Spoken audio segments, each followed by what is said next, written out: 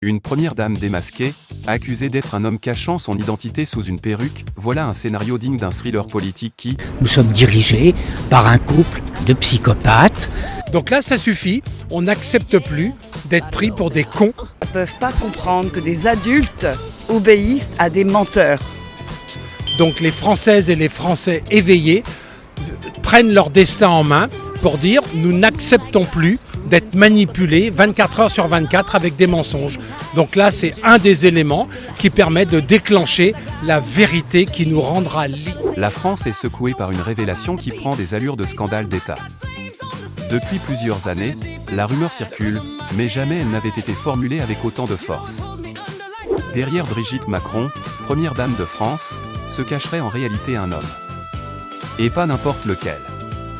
Les accusations pointent un nom précis, celui de Jean-Michel Trogneux, officiellement présenté comme le frère de Brigitte, déclaré mort depuis longtemps. Mais selon les révélations qui explosent aujourd'hui, cet homme n'aurait jamais disparu. Au contraire, il vivrait sous les traits de celle que la planète entière connaît comme l'épouse d'Emmanuel Macron. Les indices, disent les partisans de cette thèse, étaient là depuis le début. Les perruques élégantes soigneusement choisies pour masquer la véritable chevelure. La démarche, raide et peu naturelle, qui n'a jamais correspondu à la souplesse féminine. La carrure, la morphologie, les traits physiques parfois trop marqués, autant de signes que beaucoup avaient remarqués sans oser les interpréter.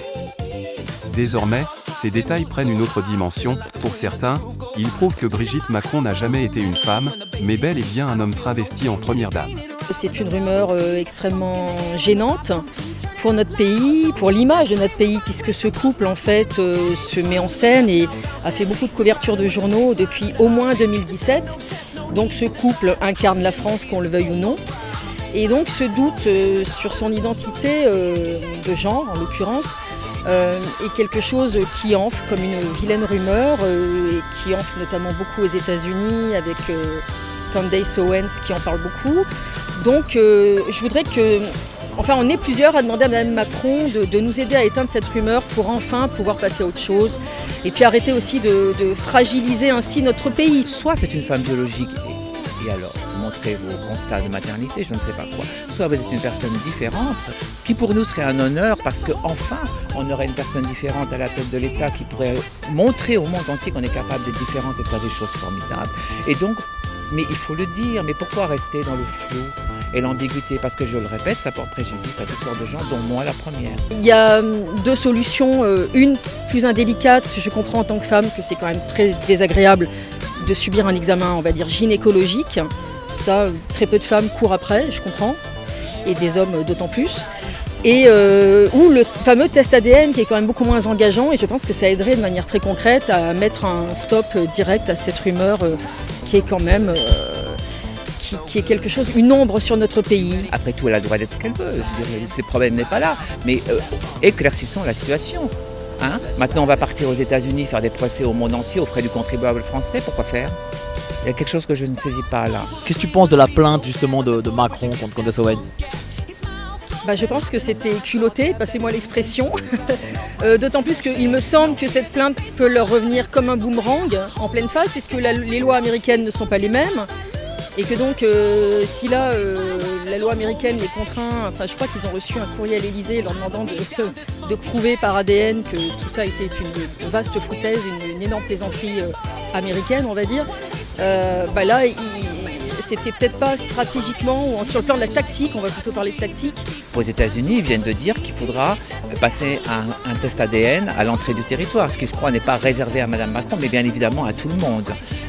Mais si elle le fait en allant aux États-Unis, pourquoi elle ne le fait pas là? Et pourquoi elle ne l'a pas fait depuis des mois et des mois? Natacha Ray est en train pratiquement de perdre la vie, Madame Roy a été mise à mal, j'en oublie sûrement beaucoup qui se sont impliqués dans cette affaire. Pourquoi faire tout ça si on peut passer une expertise et dire je suis soit A, soit B, je l'assume et voilà. Il faut dire fin au mensonge, fin à la manipulation et que c'est tellement énorme qu'on n'attend pas d'être des millions et des millions de se porter partie civile. On ouvre la voie pour dire ça suffit parce que s'il y a un tel mensonge à ce niveau de l'État, on ne va pas dérouler tous les autres mensonges à tous les autres niveaux partout ailleurs. Donc là ça suffit, on n'accepte plus d'être pris pour des cons l'affaire va encore plus loin lorsqu'on évoque le nom de Jean-Michel Trogneux. Officiellement, il serait mort depuis des décennies. Officieusement, il serait bien vivant et sous les projecteurs du monde entier. Brigitte Macron aurait toujours présenté Jean-Michel comme son frère disparu, une histoire familiale tragique qui, aujourd'hui, soulève plus de questions que de réponses. Pourquoi ce silence ? Pourquoi ce mystère autour d'une figure aussi centrale dans la vie du président français ? Les critiques affirment que ce mensonge aurait été construit de toutes pièces pour protéger une vérité explosive. Ils parlent d'une illusion d'État, entretenue par les cercles du pouvoir et par les médias complices. Comment une telle supercherie aurait-elle pu traverser les années sans être percée au grand jour ? Et surtout, pourquoi le peuple français aurait-il été tenu dans l'ignorance d'un secret aussi colossal ? Dans les rues, la colère monte. Les discussions s'enflamment. Certains dénoncent une manipulation qui dépasse l'entendement, une fraude historique sans précédent. D'autres défendent encore Brigitte Macron, criant à la diffamation et à la théorie complotiste. Fin au mensonge, fin à la manipulation, et que c'est tellement énorme qu'on n'attend pas d'être des millions et des millions de se porter partie civile. On ouvre la voie pour dire ça suffit, parce que s'il y a un tel mensonge à ce niveau de l'État, on ne va pas dérouler tous les autres mensonges à tous les autres niveaux partout ailleurs. Donc là, ça suffit, on n'accepte plus d'être pris pour des cons plutôt que d'être des êtres humains incarnés en confiance pour construire l'avenir ensemble. Nous sommes dirigés par un couple de psychopathes qui nous a trompés. Mais le doute est là, plus puissant que jamais, et il gagne du terrain. Les images, les témoignages, les incohérences s'additionnent et alimentent une tempête médiatique sans fin. Au niveau international, la question intrigue et choque. Des chefs d'État, des journalistes étrangers, des observateurs politiques suivent avec attention cette affaire qui pourrait fragiliser non seulement la présidence d'Emmanuel Macron, mais l'image même de la France.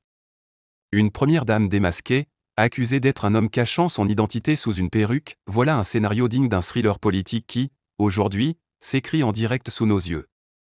Chers abonnés, le scandale est lancé, et une question brûle toutes les lèvres, Brigitte Macron est-elle réellement Jean-Michel Trogneux ? Derrière le silence de l'Élysée, derrière les sourires de façade et les apparitions officielles, se cache peut-être l'un des secrets les mieux gardés de la République française. Nous vous invitons à partager vos opinions dans les commentaires. Si vous avez apprécié, n'hésitez pas à le liker et à le transmettre à vos proches. Pensez également à vous abonner et activer la cloche de notification pour ne rien manquer de nos prochaines vidéos. Votre soutien est essentiel et nous vous en sommes très reconnaissants.